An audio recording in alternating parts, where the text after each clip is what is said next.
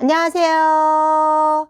잘하는 공부, 잘 나가는 공부방 잘곡입니다. 자, 오늘의 주제는 공부방을 운영하면서 잡을 수 있는 학부모와 절대 잡지 말아야 할 학부모에 대해서 한번 여러분들과 이야기 나눠보려고 합니다. 공부방을 운영할 때 내가 학생 수가 10명이라면 내가 관리해야 할 대상은 20명이고, 내 공부방에 학생이 30명이라면 내가 관리해야 하고 내가 신경 써야 할 부분은 60명의 사람들과 함께 인간관계를 맺어가면서 관리하는 게 공부방 선생입니다.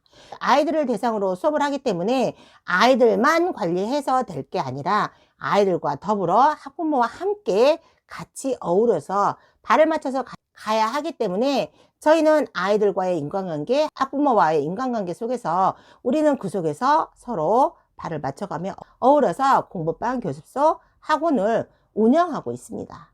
이럴 때 우리가 공부방에서 공부를 열심히 잘 가르치는 건 학생에게 하지만 학부모에게는 그에 대한 피드백과 그 학부모와 함께 아이들을 잘 끌어가는 역할을 하는 한 부분의 매개체로 저희들은 존재하는데, 이럴 때 저희가 붙잡아야 될 학부모가 있고 절대 붙잡지 말고 놓아줘야 할 학부모가 분리가 되어 있습니다.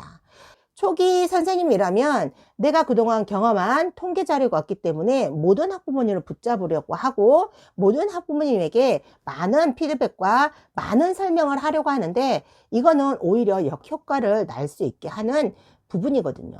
그 학부모님의 성향과 그 학부모님이 지금 하고 있는 말과 행동을 보면서 이 학부모에게 내가 어느 정도 설득력 있게 대화를 하며 붙잡을 수 있는 학부모가 있고, 내가 설득해서 역효과를 일으키고 오히려 나에게 마이너스가 되는 학부모가 있거든요. 이랬을 때 내가 붙잡아야 할 학부모는 어떤 학부모이고, 내가 절대 붙잡지 말고 쿨하게 놓아줘야 할 학부모는 누가 있을까에 대해서 우리 한번 이야기 한번 나눠볼까요? 내가 공부방이나 교습소, 학원을 수업할 때 학생들의 변동수가 많고 학생들의 심리 상태가 많이 흔들리는 그 시기가 5월달, 8월달, 그리고 12월달이거든요. 3월에는 들어오는 입회생이 많아서 학생들이 많이 있지만 이 3월에 들어온 학생들이 적응하지 못하고 5월에는 퇴원생이 진짜 많거든요. 5월에는 가족의 달이라 해서 행사가 많고 결석률이 많기 때문에 이 결석률로 인해서 아이들의 학습 습관이 무너져서 퇴원하는 아이들이 많거든요. 또 8월 달이 되면 여름 휴가로 인해서 일주일이나 한 달 동안 공백을 두고 학원을 휴원하는 학생들이 있습니다. 이때 이 휴원으로 인해서 아이의 그 결손이 생기게 되고, 결손이 생김으로 인해서 학습 습관이 망가지게 되고, 학습 습관이 흐트러지면서 학부모들과 학생의 마음의 요동이 생겨서 많이 퇴원하는 확률이 높은 그 겨울수가 8월이거든요. 또 한 1년을 마무리하는 12월 달에 또 우리가 학원 변동이 많죠. 나가는 학생도 많고, 그로 12월 달에 또 상담의 문의가 들어오는 가능성이 많은 그 시기가 12월, 1월이거든요. 우리가 공부방을 운영을 했을 때 5월달, 8월달, 12월달 또는 1월달에 학생의 이동수가 많은 그런 달이에요. 이 시기에 학부모님에게 연락이 오거든요. 어떤 학부모님은 전화를 해서 선생님, 우리 잘공이가 요즘은 어떻게 지내나요? 우리 잘공이가 요즘에 좀 이상한 것 같아요. 우리 잘공이 어떻게 하면 좋아요? 학습에 좀 무리가 있지 않나요? 라고 이렇게 전화를 하셔서 학생의 학습 태도나 학생의 학습에 대해서 이렇게 문의를 하시는 그런 학부모님은 붙잡으셔야 합니다. 설득을 통해 내가 어느 정도 비전을 제시함으로써 이 학부모님들은 이 붙잡을 수 있는 학부모입니다. 또한 선생님에게 아이의 상태를 연락을 하고 선생님하고 통화를 통해서 아이의 그런 생활의 변화에 대해서 이렇게 이야기하려고 하고, 엄마로서 내 아이를 어떻게 지도해야 될지 모르겠고 이런 갈 길을 잡지 못하는 학부모님들은 우리가 이 학생을 잘 관리하고 우리가 학습에 결핍이 생기지 않게 잘 지도할 수 있고, 비전을 제시함으로써 아이들과 학부모를 마음을 다잡고 다시 공부를 하고 학습의 결손이 생기지 않고 퇴원이 생기지 않게 만들 수 있거든요. 이런 학부모님이라면 우리가 붙잡을 수 있고 우리가 또 방향을 제시할 수 있고 우리와 또 함께 그 길을 걸어갈 수 있는 학부모이지만, 어느 학부모님께서는 문자를 통해서 퇴원을 알립니다. 그리고 또 어느 날 갑자기 전화해서 내가 잠깐 쉬겠다. 그 전에 어느 일말의 복선도 없이 어느 날 갑자기 전화하셔서 내가 좀 개인적인 사정으로 아이의 휴원을 좀 하겠다. 한 달 쉬겠다. 이렇게 말씀하시는 분들은 절대 붙잡을 수가 없습니다. 어느 날 갑자기 문자로 통보하시거나 전화를 하셔가지고 내가 한 달 휴원을 하겠다. 아이에게 문제가 있어서 내가 한 달을 이 아이를 휴원하겠다. 내가 한번 지켜보겠다. 이런 학부모나 집에서 한번 공부를 가르쳐 보겠다라고 전화로 연락을 주신 분들은 절대 붙잡을 수 없습니다. 이 학부모를 붙잡을 수 없는 이유는 이미 이 학부모님은 많은 생각을 통해서 결정을 내렸거든요. 내가 이렇게 하겠다라고 결정을 내렸는데 거기에 선생님이 설득을 하거나 다른 비전을 제시하거나 어떤 다른 부연 설명을 구구절절 말씀을 하신다면 오히려 이 학부모님 선생님을 보실 때 상업성으로 볼 수 있습니다. 나는 이 학생의 학습의 결손을 막기 위해서 학생이 지금 이 상태에서 휴원을 하면 안 되고 공부를 쉬면 오히려 학습의 그런 학습의 격차가 심해지고 아이가 너무 걱정스러워서 높아심에 이런저런 학부모님에게 말씀을 드리지만 이미 학부모님은 마음의 결정을 내렸고 이미 그렇게 하기로 마음을 먹었기 때문에 선생님이 어떤 비전을 제시하시고 어떤 설득력 있는 그런 설명을 하시고 말씀을 하신다면 이거를 진심으로 받아들이지 않고 오히려 이 선생님 뭐지? 이 선생님 너무 상업적인데? 이 선생님 지금 학생 잡으려고 나를 이렇게 설득하는 거야? 아, 너무 장사 속이 너무 훤히 보인다. 아, 장사꾼 같다. 너무 선생님 상업적으로 나한테 대시하는데? 이렇게 생각을 하시고 선생님을 더 오해하시고 더 그 결심을 굳히게 되는 경우가 되는 경우거든요. 만약에 학부모님이 어느 날 갑자기 띡 문자로 쉬겠다라고 하시거나 어느 날 갑자기 문자로 띡 내가 다른 학원으로 옮기겠다라고 하시는 학부모님 절대 막으시면 안 되고 전화하셔서 쿨하게 보내주시고 아이의 학습이 지금 어느 정도까지 진행이 되었으니 다음 학원에 가게 되거나 다음 학원에 가는 학원에 가실 때 참고하세요 라고 그 학생에 대한 자료를 보내주시는 게 오히려 훨씬 그 선생님의 이미지 관리에 효과적입니다. 전화를 통해서 내가 공부방이나 교습소를 쉬겠다. 한 달 동안 휴원을 하겠다 하시는 분도 나름 결정을 미리 하셨기 때문에 그 어떤 설득력도 먹혀 들어가지 않으므로 이런 어머니들에게는 그 어떤 설득력보다는 한 달을 휴원하고 왔을 때 아마 이런 상태가 되어 있을 테니 참고하세요 라고 말씀을 드리는 게 더 좋고요.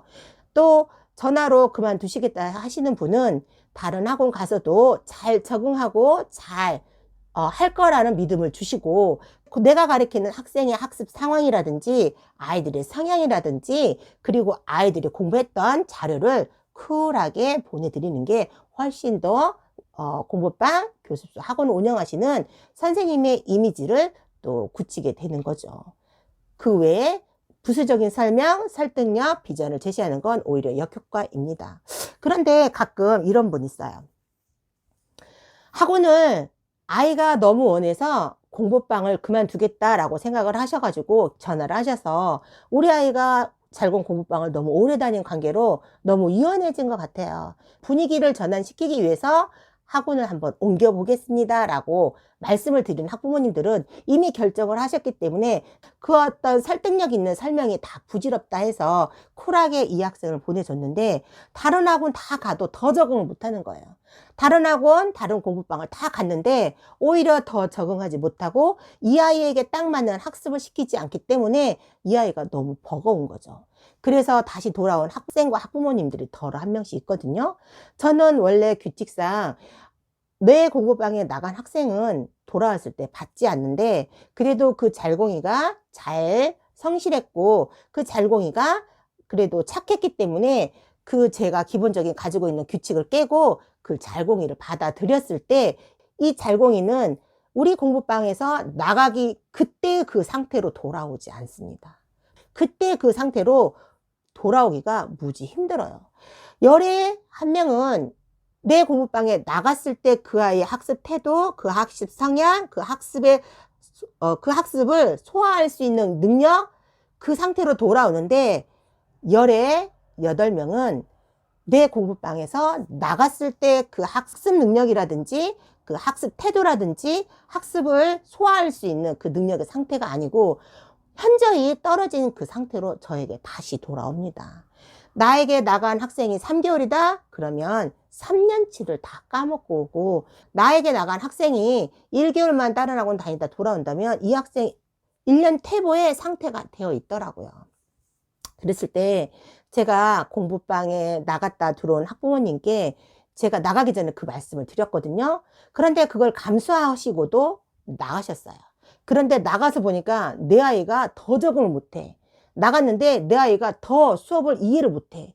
내 아이가 더더욱더 공부하는 습관, 공부하는 태도, 수업하는 그 수행 능력이 점점 더 현저하게 떨어지는 걸 느끼시고 나한테 되돌아왔을 때 내가 그 학부모님에게 그 말씀을 드리거든요. 어머니, 그때 제가 말씀드렸던 거 기억나시죠? 이 잘공이가 나갔다 들어왔을 땐 저한테 나갔을 때 그 상태로 돌아오기 쉽지 않습니다. 아마 제대로 저의 정상으로 돌아오기에는 아마 시간이 많이 걸릴 거고 그때까지는 이 친구가 많이 힘들 겁니다 라고 말씀을 드렸을 때 학부모님들 대부분은 저를 탓하시더라고요. 어머 선생님 진작 말씀해 주시지 그러셨어요. 어머 선생님 그때 저를 좀 말려주시지 그러셨어요. 왜 그때 저를 말려주지 않으셨어요? 그때 왜 저를 강하게 말려주시지 않으셨어요? 라고 말씀하셔. 난감한 이 상황. 제가 분명히 말씀을 드렸거든요. 그런데 그 학부모님 한 귀로 듣고 한 귀로 흘리시고 별로 그렇게 귀담아 듣지 않으셨던 모양이에요. 다시 돌아왔을 때 제가 그거를 다시 주입을 시키고 우리 공부방에서 나갔을 때 그 상태로 돌아오기엔 많은 시간이 소요가 되고 아이가 많이 힘들 거고 아마 그 상태로 돌아오지 않을 수도 있다라고 말씀을 드렸을 때 왜 말리지 않았냐고 원망의 소리를 듣지만 저는 분명히 말씀을 드렸거든요. 학부모님께서 이미 결정을 하셨기 때문에 선생님이 말한 게 귀에 들어오지 않은 거죠. 이렇게 나갔다 들어온 학생들은 우리 공부방에서 나가기 그때 그 상태로 돌아오지 않습니다. 돌아온 학생은 열에 한두 명밖에 안 되거든요. 이렇게 전화로나 문자로 통보를 하시는 분은 절대 공부반 선생님이 어떤 피드백과 어떤 설득력 있는 말도 통하지 않고 어떤 비전을 제시해도 그게 먹히지 않습니다. 그러나 학부모님이 상의차 우리 아이 어떻게 하면 좋아요? 제가 어떻게 했으면 좋을까요? 우리 아이 잘하고 있나요? 어떻게 제가 도와드릴까요? 우리 아이가 지금 이런 현 주소에 있는데 제가 이럴 때 어떻게 하면 좋나요? 라고 문의하시고 상의하시는 학부모님이라면 꼭 붙들어 주시고 꼭 함께 고민하시고 그 아이의 문제점을 해결하기 위해서 최선을 다해서 노력하시고 여러 가지 상황에 비전을 제시하시면 이런 학부모님은 붙들어도 됩니다. 공부방을 운영하실 때 꼭 붙들어야 할 학부모와 붙들지 말고 쿨하게 보내줘야 할 학부모님의 공부방 운영하시면서 통계를 보시고 실수 없는 공부방, 교습소, 학원을 운영해 보시길 기원합니다. 자, 오늘 또 아이들과 함께 성장하시고 함께 발전하시는 여러분들과 제가 되기를 간절히 기원하면서 화이팅 해치면서 영상 마무리해 보도록 하겠습니다. 오늘도 화이팅!